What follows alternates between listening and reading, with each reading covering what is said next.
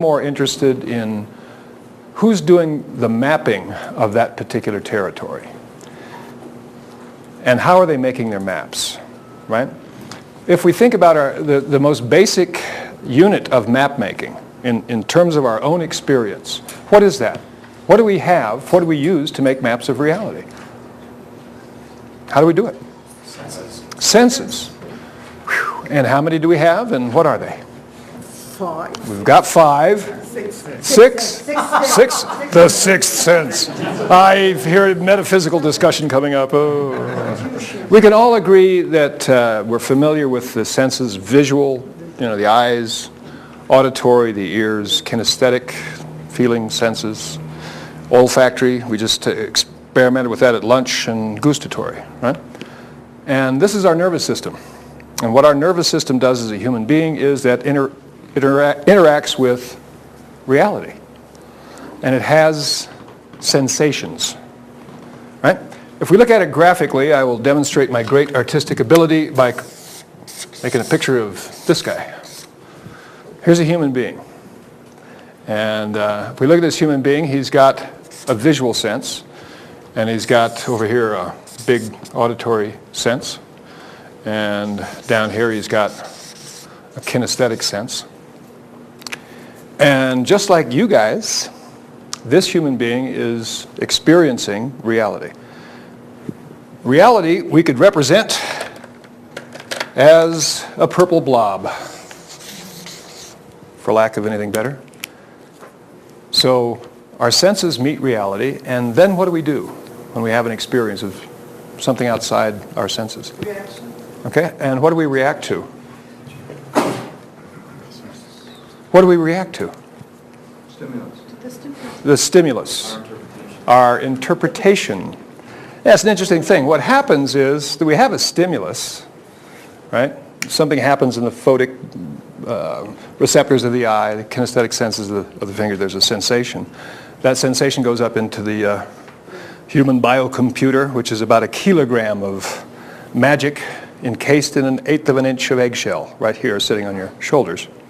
And what this does is it creates a map of reality. And then the human, us, we move through the world responding to this map of reality, right? That's what allows us to return to the correct condo tonight, right?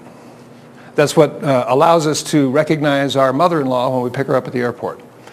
That's what allows us to find our car in the parking lot at the mall, is the map of reality that we refer to. And that map was generated by external stimulus, right? Now, on a very basic level, this is how it goes on. But at a deeper level, these maps of reality become really complex.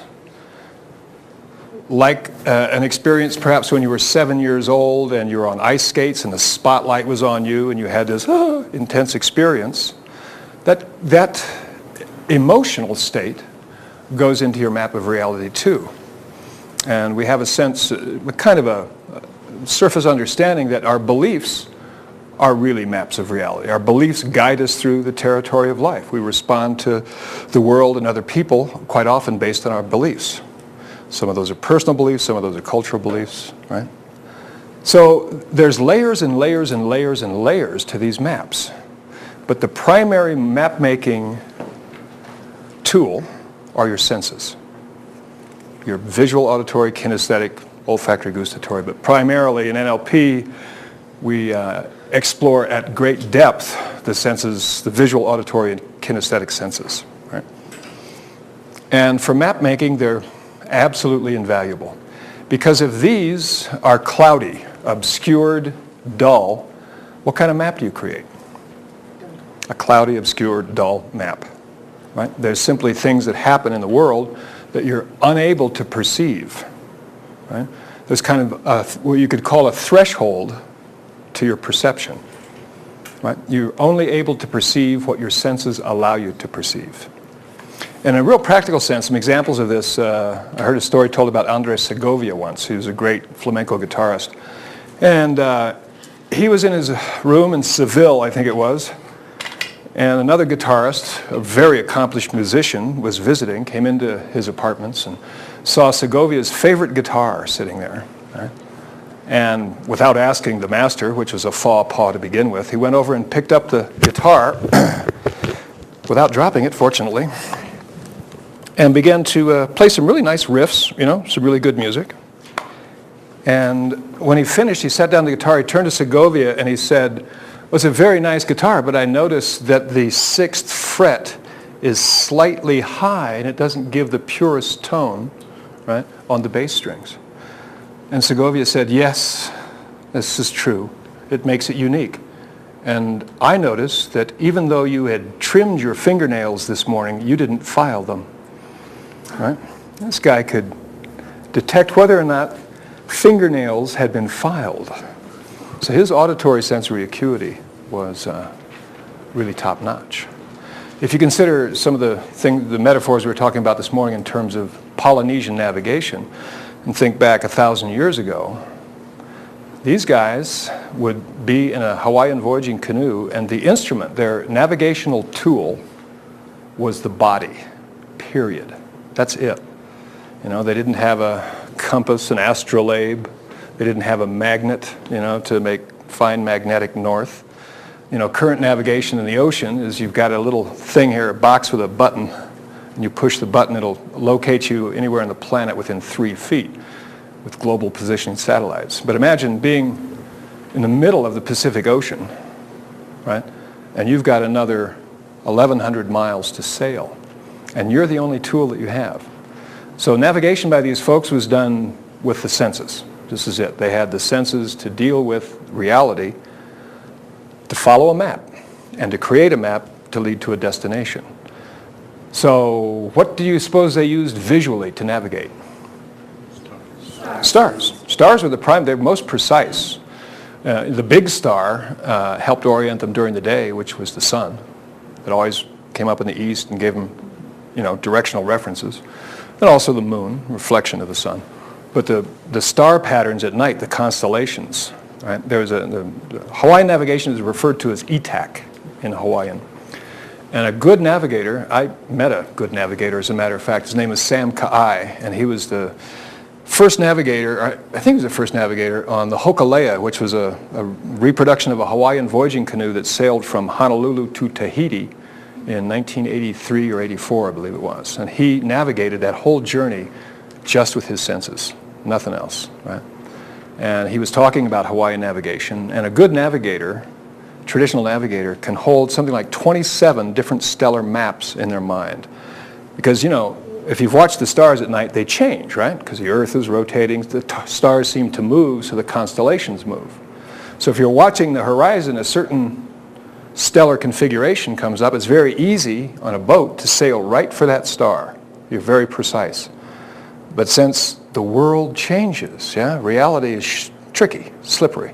So reality shifts, and then suddenly this constellation is moving up here, and it's much more difficult to orient to a star that's up towards the zenith, better towards the horizon. So these guys could hold 27 different precise stellar maps that were all different to know exactly what stars to navigate towards. So they had great visual acuity, right? And this is what made them good navigators. But imagine a night when it was completely foggy, right? It's dark, fog sets in, there's no moon, there's no stars. You're the navigator, what do? How do you keep the canoe on course?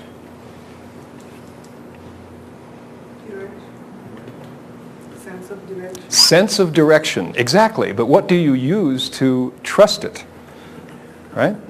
You were saying that you're beginning to trust your emotions and your intuition, right? That's a useful thing to do if you have the evidence of it being trustworthy, right? If we look at a Hawaiian navigator, they trusted their intuitions, but they used their senses to educate their intuition in very precise ways. Wind? Wind. And how would you use the wind if you couldn't see? By hearing? Auditorily, yeah. You can pick up a lot of information, right?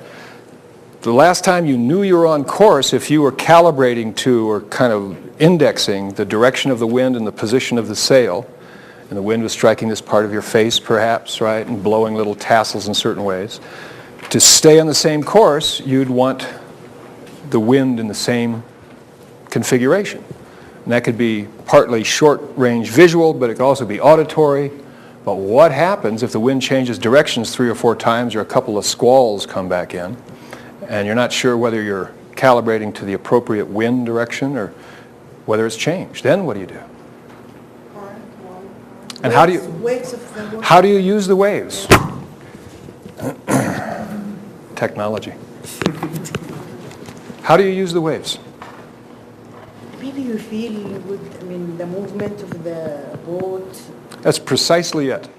A good navigator, traditional navigator, when all else failed, no visual, right?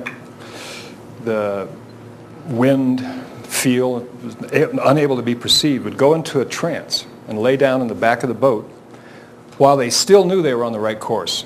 And what they would do is they would register the movement of the waves in their body, literally in the fluid of their body, because your body can pick up all of that stuff internally. And they'd be in a trance, and this would be a compass. And they would have one hand raised as they lay down. And if the canoe got off course and the body feeling changed, it was very specific. If it changed, they would give the guy on the tiller a hand direction, and he would move it this way, or the sail would be set, until the body felt exactly the same again, right? So you're talking about a 360-degree kinesthetic reference in the body to navigate a canoe. And again, at times you could have the response